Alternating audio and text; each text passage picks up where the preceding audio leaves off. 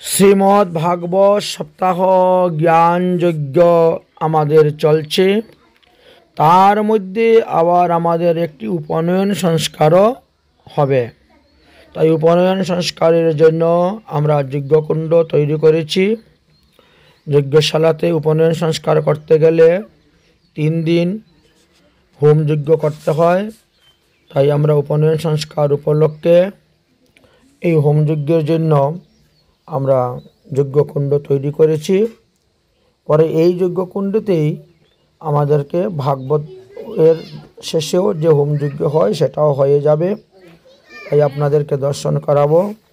আজকে আমাদের হোম যজ্ঞের এটা দ্বিতীয় দিবসে হচ্ছে। প্রথম দিবস গতকালকে আমরা হোম যজ্ঞ করেছিলাম উপনয়ন সংস্কারের, সেটা আপনাদেরকে দেখিয়েছি। এবং আজকে দ্বিতীয়বার আবার হোম যজ্ঞ করা হবে। সেই হোম যজ্ঞেরও চিত্রটা আপনাদেরকে দর্শন করাচ্ছি। প্রতিদিন যজ্ঞ করার পর তার থেকে ছাই তুলে নিতে হয়, আবার লেপে মুছে যজ্ঞকুণ্ড পরিষ্কার করে নতুনভাবে আবার শৃঙ্গার করতে হয়, সুন্দর করে সাজাতে হয়। আর তারপরে আবার সব পূজা করে বিধিবিধান অনুসারেই আবার হোম যজ্ঞের কার্য আরম্ভ করতে হয়। তো এইভাবে উপনয়ন সংস্কারের জন্য আমাদেরকে 3 দিন হোম যজ্ঞ করতে হয়, 3 বারের, যেটা আমাদের শাস্ত্রবিধি অনুসারে বিধান দেওয়া আছে, সেই অনুসারে আমরা করতেছি।